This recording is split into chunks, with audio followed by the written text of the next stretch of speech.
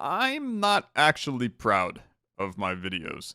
And I know that that sounds really silly, right? I'm an indie gaming channel with 250,000 subscribers with videos that get 10 to 50,000 views per video. I'm really proud of my channel. I'm proud of my work ethic, my consistency, and my growth here on YouTube over the last 13 years that I've been regularly uploading. But I'm not really proud of my videos. Recently, someone I know in real life was asking me about my channel, how it was doing, and it was a great conversation until they asked me, "Hey, what video should I watch?" And I didn't really have an answer. The harsh reality is that I didn't have very many videos that I would feel proud to show someone that I know in real life. Despite some of them having hundreds of thousands of views, I don't feel any pride in them. There's a huge misunderstanding out there that success on YouTube is only about high views and subsequently the high money from the ad revenue. And of course, that's part of it, but there's a component of it that isn't talked about, and it's actual pride in your work. A lot of this goes back to simple human psychology. Think the Maslow's hierarchy of needs. Near the top of the pyramid is esteem, the idea of craving respect, getting appreciation, and getting acknowledgement of your achievements. It's the idea of dopamine, getting the satisfaction of accomplishing something. Recently, I had a friend venting to me about a report they made that their boss really needed, and they were really proud of the report. But when they showed their boss wanted it to be completely different. And YouTube, unfortunately, is kind of similar. There's been a shift recently where subscriptions on YouTube really don't mean anything. YouTube promotes to your subscribers what they think your subscribers will watch, not what they will actually watch. That means when you upload a cool new game and it gets 300,000 views and the comments are filled with people asking for more episodes, it's oftentimes detrimental to your channel to upload more of that game because the second or even third episodes will see 50% drops in views, and in many cases, even more.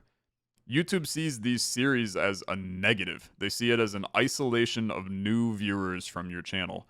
I recently watched a video from Mumbo Jumbo about the death of the Minecraft Let's Play. The idea being that nobody is going to watch episode 26 of season 10 of his Hermitcraft Let's Play series because the average viewer will not watch the previous 25 episodes and will not want to jump in and watch the previous 9 seasons, which is completely correct. And this remains true for everything: television, movies, books. But the shift that YouTube has moved to recently is that even if you have loyal subscribers who want to watch all of those episodes of the series, the video may not be recommended or even shown to them, and the impressions on the video will be much lower than your other content.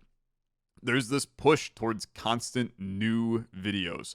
YouTube kind of puts creators in buckets and expects them to stay in their zone, churning out the same content that gets the most views, which again makes a lot of sense, since that's what's going to pull the most viewers and subsequently the most ad revenue for both you and for YouTube.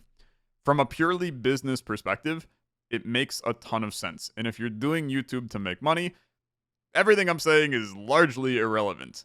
But most content creators making videos on YouTube at least started doing it out of passion, out of creative desire to make content they're proud of. And unfortunately, in modern day YouTube, I kind of think you're punished for making content about what you're passionate about.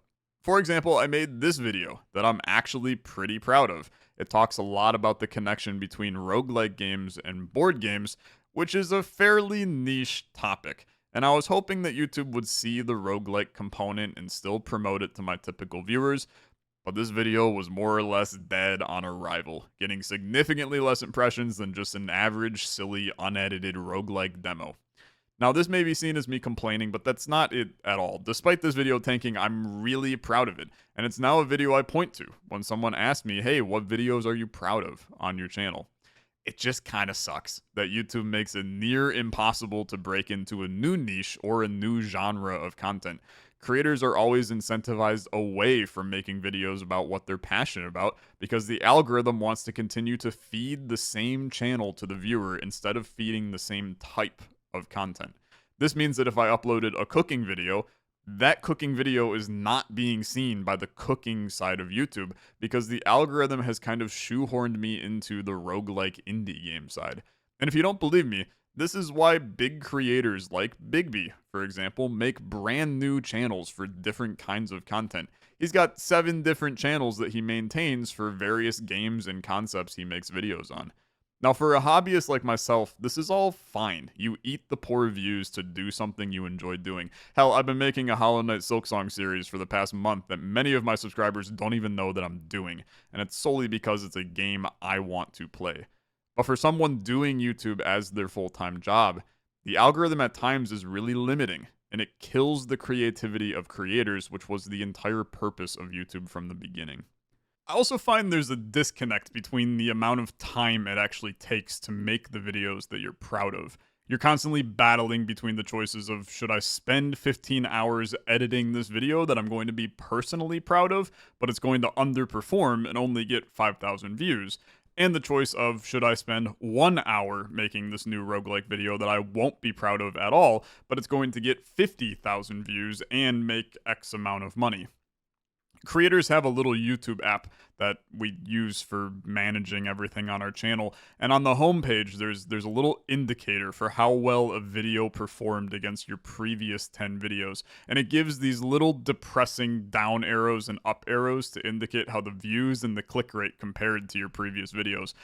And I hate I hate this little thing, because you can make that video you're proud of that underperforms, and this little app just kind of mocks you because it always wants you to make the next best video and give you little green up arrows and throw confetti everywhere. But sometimes having the low view videos that you're passionate and proud of is what you actually want to do. So it plays on your emotions with dopamine, and I just hate it. But look, I really don't want it to seem like I'm complaining here. I understand why YouTube works the way it does. It's just been disappointing me a little bit. I've been in this really weird quarter life crisis recently where I'm finally having the success that I always dreamed of having on YouTube, but I'm not feeling any pride in it. I'm not getting the dopamine rush that I think you're supposed to get when you start to feel success here. It's feeling like at times I'm just making roguelike slop on my channel, going through the motions, playing half-baked indie games. But all of that said, a lot of this is just a mental block in my brain. It's an issue that I need to work on personally, and I'm mainly making this video because it feels good to say some of this out loud and help you guys kind of see where all of this is contextualized in my brain. I'm at the acceptance stage of grief here, and I think I've been going through a lot of the other stages over the past couple months. The reality is that I'm really proud of my channel. I'm proud of the growth. I'm proud of my consistency to upload more or less daily for the last 10 years. I'm extremely proud of our charity work that we do every December, raising money for children's hospitals. We've actually raised over $20,000 in the last 5 years. And lately, I have been a lot more proud of my videos than I used to be. I've been kind of channeling this negative energy I feel about my videos into a new content resurgence where I'm just craving making more videos I'm proud of. And I've had a lot more moments where I upload a video and I go, dang, I feel pretty good about that one. I've been adding little edited bits, enhancing the content beyond the typical slop that I feel like I'm uploading. I've actually now made a playlist that's titled Videos I'm Proud of. You can find it on my main channel page. And I think it's just something that I want to have so that when I get asked in the future, what videos are you proud of? What should you watch? I can point to that and I can go, here's an entire list of the ones that I really like. And I'm hoping that I can continue to make videos that I feel like I should add to it. Thanks for watching.